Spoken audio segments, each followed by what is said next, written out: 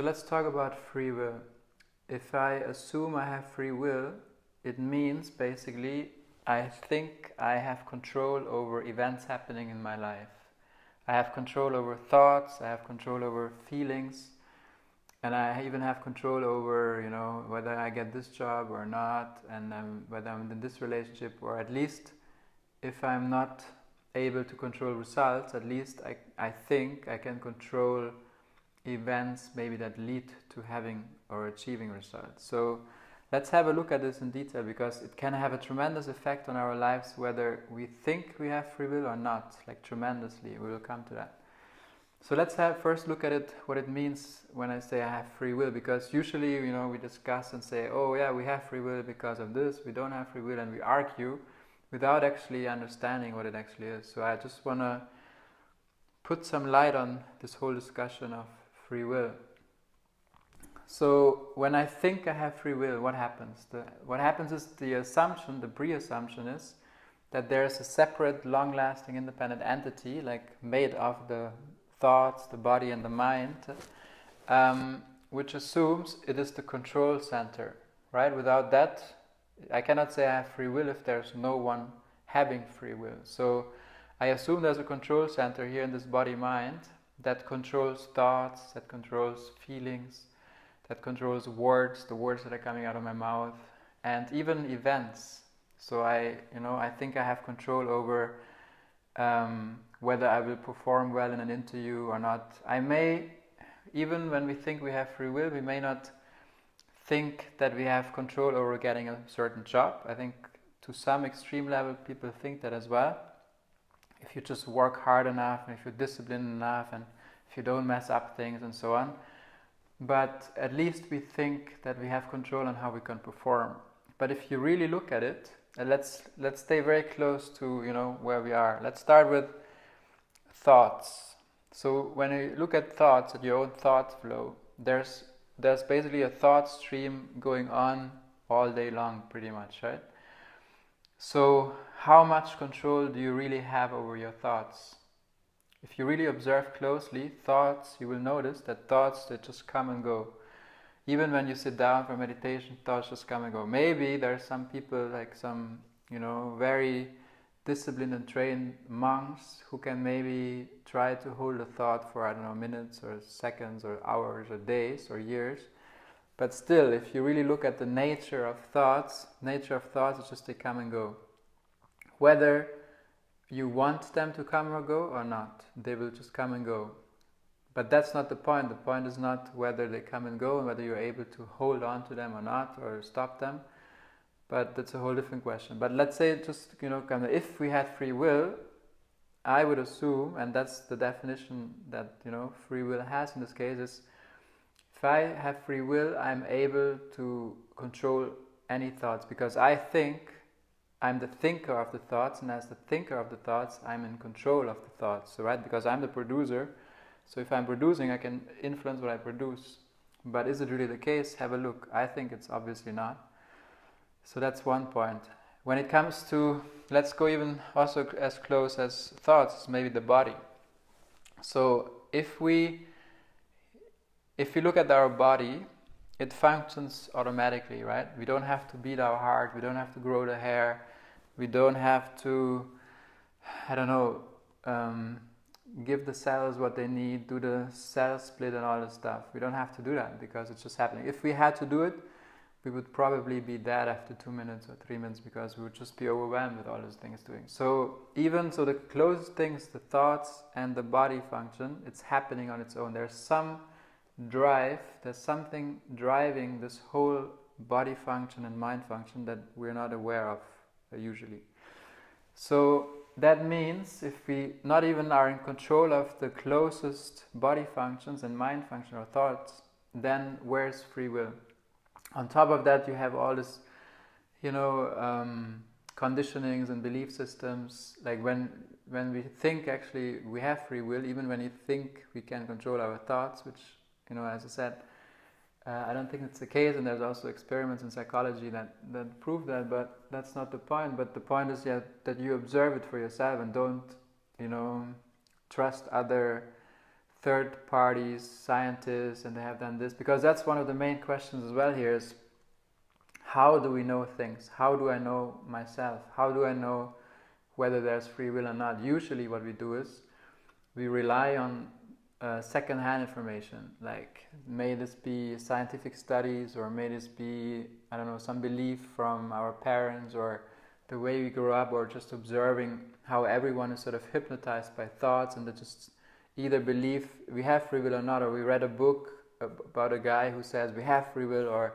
read a book about a guy who says no, we don't have free will, or some esoteric or spiritual stuff. But that's not the point. It's not the point to listen to someone and just believe it, but I think the point is to maybe read something or hear something, but then just instead of believing it and taking it as the truth, to entertain the idea if it resonates with us, and then observe it, see it for yourself in the moment, in your daily life, whether this is happening or not. And the more closer you look, the more you will actually see whether it's the case or not. And it's very easy actually to look, but we're so busy with entertainment and our lives and work or whatever, that we don't even have the time to actually look at what's happening. We're so hypnotized, we're so identified with thoughts and all this stuff, that we're so not seeing what's actually happening right here in front of us.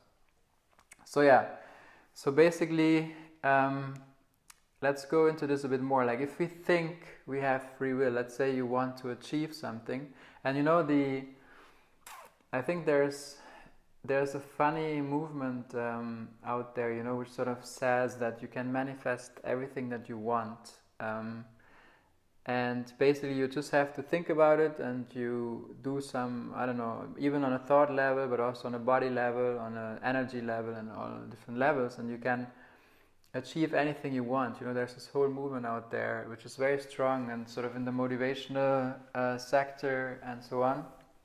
But it's also very interesting to look at that, whether this is really true, because if you really look at the first thing that happens, as I said, at the thought process or your feelings or your body, you will realize like this, that there's no such thing as control. If, for instance, I say, oh look, but I have control, look, I can do whatever I want with my arm, what happens there is, instead of saying, oh look, I can control anything I want, it's more like, I think that there's, you know, we can have a vision of what's going to happen next, because there's no such thing as future or past, but everything is sort of here, the potentiality is right here. So I think it's clear that we have a vision of what's going to happen next, but it's not that we are able to say, look, I want to do this now, and I do it. It's more like, as I said, it's more like observing a vision, what's going to happen next. So yeah, when you really look at it, you know, how you want to do things, it's very interesting, because usually, let's say you want to, I mean, something simple, you want to play tennis. You want to play tennis, you want to play a forehand, and you know, in a certain way, in a new way, let's say. And what happens is, you start with a picture or a vision or a dream, you know, that you have, and then you basically say, okay, I want to do it like this, like I want to do a certain movement, right?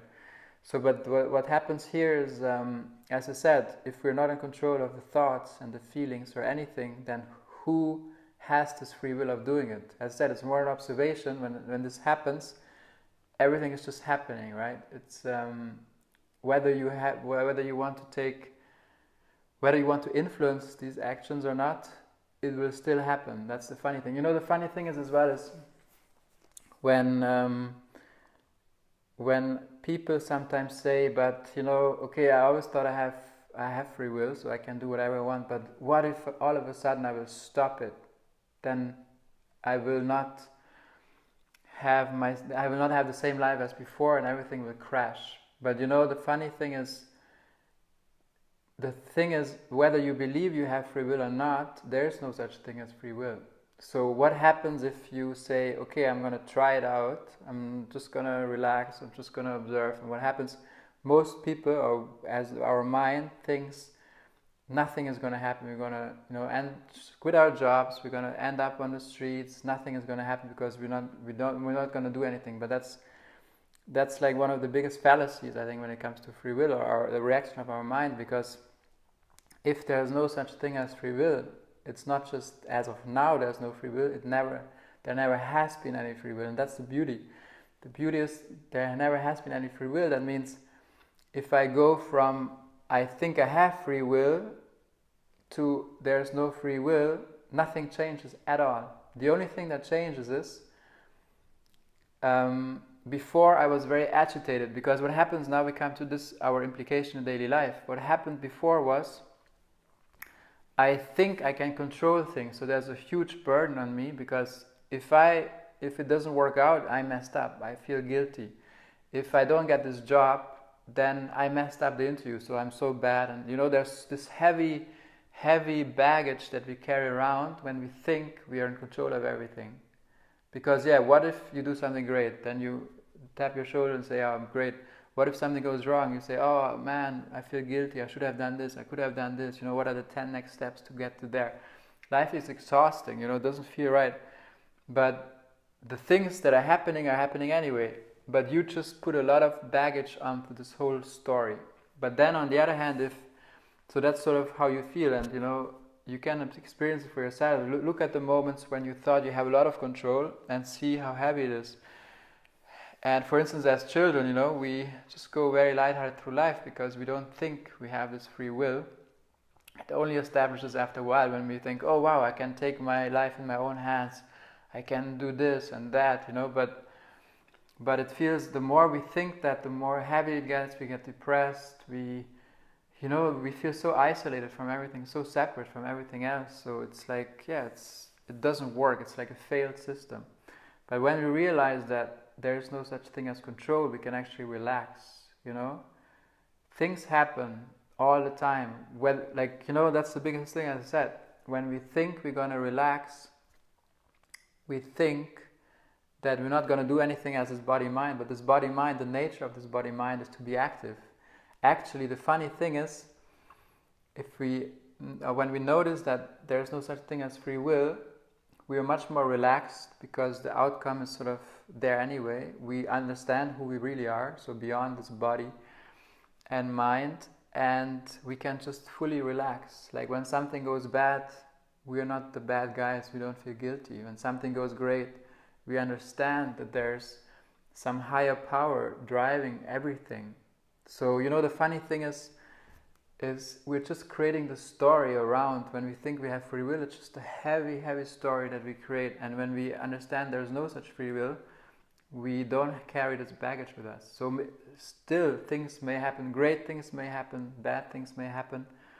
It's still the same thing, that doesn't change at all. But what changes, and that has the biggest impact on our life, is how we cope with the situation, whether we can relax or not. So something, great artists say, like Picasso or many other great artists, when you ask them how they came up with this amazing creative idea that they had and put it on paper or on whatever format they have, they all tell you it was not me, it just came from somewhere. I was just sort of the medium for that. And that's sort of, what it is. There's some drive in this universe that is sort of driving everything. That's it. There's something driving this universe, which is on a very high power level, what has maybe this free will that we talk about, but this is too much for our brains to understand. It's very limited, and but there's this drive. And if you ask, if every time for this, if you take responsibility for this drive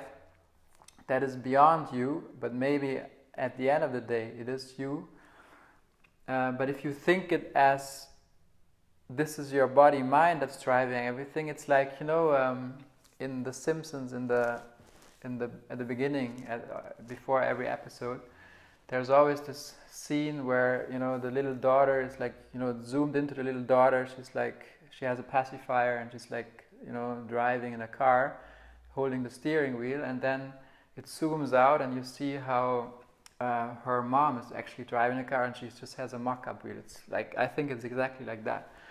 So we think that we have free will, and we sort of, the universe is sort of going its way, this drive, this strong drive, and I think there's no separation between us and this universe, but it's not like that there's two, there's us and the universe, but this is us, that's the drive that we are. But we identified ourselves with this mocking wheel, and as this mocking wheel, we read all those books, the 10 steps to having a happy life, to becoming a millionaire, to becoming the greatest entrepreneur, and we listen to all those interviews and stories, and as this, sitting in front of the mocking wheel, and we think as this mocking wheel we can then have the free will and everything is open to us, but that's not what we are, but if you zoom back and then see the whole picture, you think it's ridiculous, this thinking that we have free will. But if you zoomed into this picture, you think, yes, of course, I tried this 9 times, it worked, 1 time maybe not, but still, that means I have free will. So I think that's a beautiful analogy. So yeah, that's basically it, guys. So there's no such thing as free will, at least on the level that we usually think we have free will. And then the biggest question is, how does that impact your life? Don't believe me anything. Find it out for yourself. Entertain the thought.